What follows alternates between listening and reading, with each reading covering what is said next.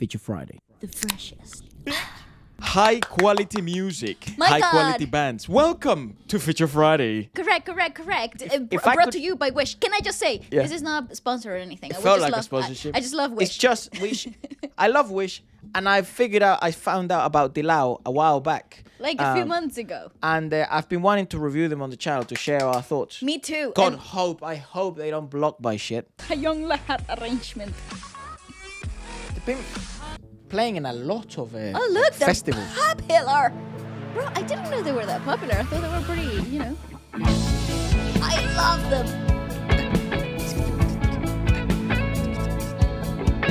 Would recommend everyone to go subscribe to the drummer's YouTube. He has a great YouTube channel. I think he's like it's small yet, but I think everyone should. Substantial. It's substantial. Yeah. people. Everyone should subscribe. Also, the vibes, the looks. 107.5. Oh, what a mad look! I told you I was talking about that This look. new generation, It's so motherfucker. sick. It's so crazy. It's so sick. I love it. Yes, sir. It sounds so good.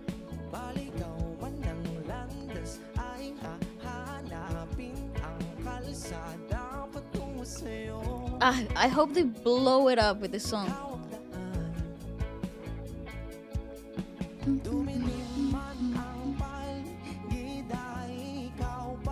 He's got actually I never noticed on the track Oh, because I've seen this song be performed live. I've never heard it obviously on the Wish bus. It's the first time. But he's got a really unique. vocal mannerisms. Yeah. It really is, and it kind of changes depending on the environment as well. Like, seems, right? yeah. If you haven't seen their live sessions, please go ahead. There is I on their haven't seen YouTube channel. They're very cool. They had like a small crowd. It was quite intimate, but it was so beautifully filmed. The vocals there, because it's more like a live band approach. The vocals were more raw, were more like what you would get into these environments. But in this performance, you're getting like studio perfection. So it's really like so accurate to the studio version that you were used to, which is cool. I love that. How? Oh, how?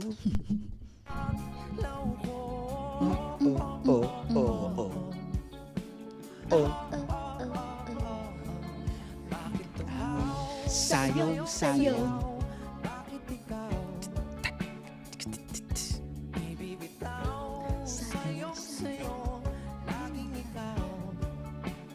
I love the way. Bagan maldite Uhaw, harindarito. I love that bit.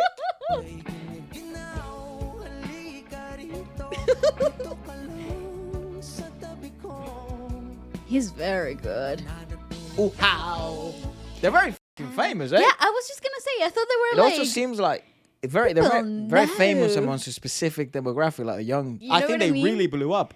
I thought they were like new Underground. thing. Yeah.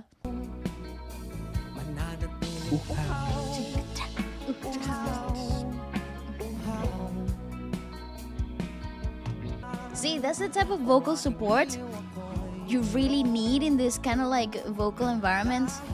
It's like having that synchy, like stringy situation in the keys. I think they're all very marketable. Oh, I so think, much, I think they have so a lot much. of ginormous potential. See the camera? Yeah. I think he's getting footage for himself. Oh, pretty cool. I thought it was the angle for the drummer. It 'Cause- could be.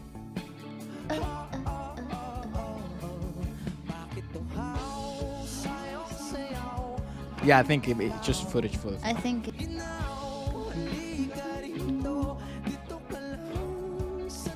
They rock. All right, before my favorite bit of the song comes on, I think what they do really well as a band, and it doesn't surprise me that it's actually from kind of like the Filipino music industry that they've originated in that country, is that they have a pretty damn good understanding, even though they do seem fairly young, everyone, maybe contemporary to our age.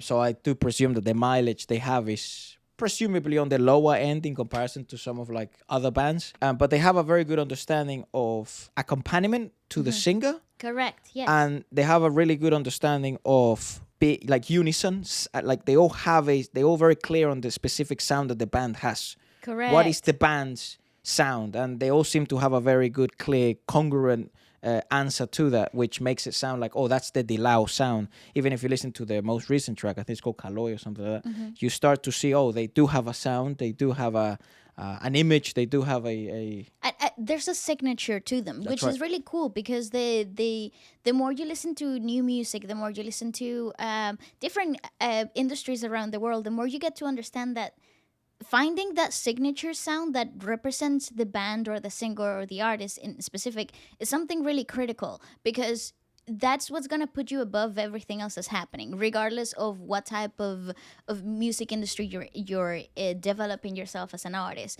In this particular performance, though, you're seeing a direct translation of what the song's vision is and how it's performed live, and these environments that are so compact, they're so intimate, they really allow the band to kind of like showcase how cohesive they are. That's right, cohesiveness, band cohesiveness. Yes, because these are the moments where little details will be highlighted, so they could potentially pull apart what that put together, that cohesive sound that we got in the record. The more cohesive the band, the easier they are to listen to. The problem is that only gets developed through time. And a so- lot of time playing together. Together, exactly, So yeah. not only you as an individual of the band, No, member, as a band.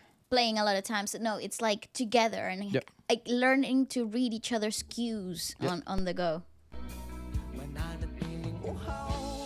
Here we go. Oh, this is a sick section. That's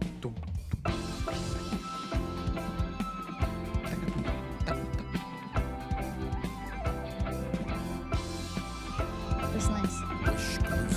On Wish 107.5.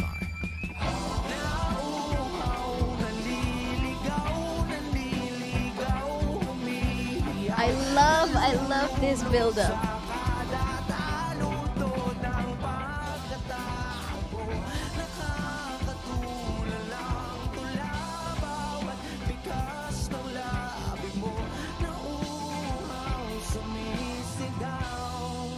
It's brilliant. It's brilliant. So well done. So freaking well done. Bakit uhaw sayong sayaw? Bakit ikaw Yeah, see, it's really interesting. I like him a lot. sayong sayaw? Bakit ikaw Yeah. di bibitaw sayong sayo? Laging ikaw Wow, he really shines in cool, this that's it. environment. Yes, doesn't yes, he? yes, Bloody yes. hell. Giniginaw, halika rito, dito ka lang sa tabi ko. Nice. Mananatiling uhaw, uhaw, uhaw.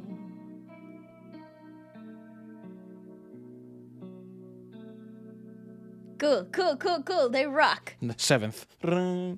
That's super dope. Okay, what a cool. It lets you down. Like it puts you down in a really cool Let's down stuff. slowly. That section, the kind of the break of the song. Cool bit about this arrangement is that obviously they allow the drummer to. In the original, actually, it's a very sort of mellow song. It's not like this. It doesn't have a big exertion, a big explosion of percussion or even a solo or anything like that.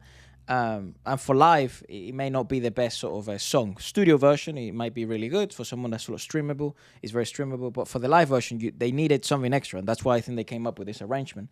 And the problem is when you do this arrangement live in a live setting, like in the Wish bus, the Wish bus is harder than performing live in a stage, because the equalization is so different. So you kind of have to have the big exertion in the drums, the big percussive exertion. But if you paid close attention, even the blemishes and the ornaments that he's doing in the drums, the fills, the licks, the chops, whatever you want to call them, he decided to go even cleaner this time, because when he plays it live, he can go a bit more complex. At the end of the day, that stuff is just fluff. It's just the big change in rhythm, the tung tung tung ta tung tung. He decides instead of doing the goes, he goes to the hi hat to add the tung tung ta tung tung ta.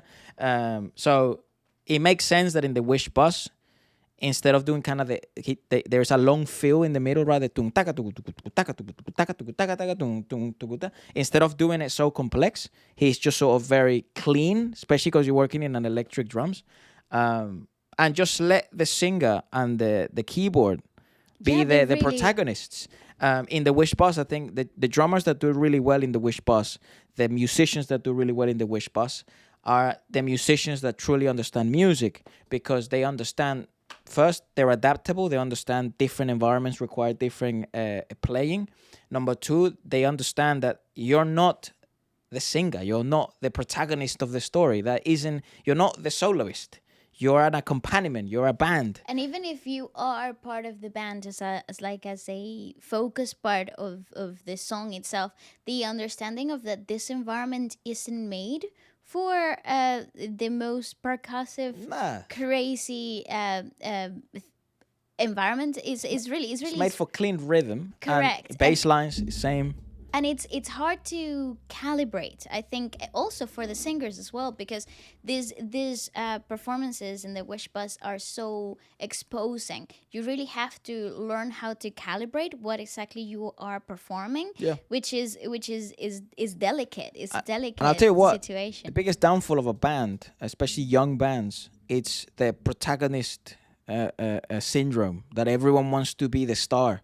And it's very clear in a band that it's like either the whole band is the star, or you have a singer who's very, very, in this case, a front person, and a front person. You have a star in the middle, and the band's job is to accentuate everything about him or her. Anyways, well done to the guys. I like them. I like them a lot. I'm gonna leave some of their social media stuff. So if you you haven't seen them, or you don't know where to get in contact with them. Sort of happened with Sunkist Lola as well, right? Yes, where a lot of new people sort of figured out. Amazing, but please go show them all the support in their page and stuff like that. Stream them. Same with Dilaw, and adios.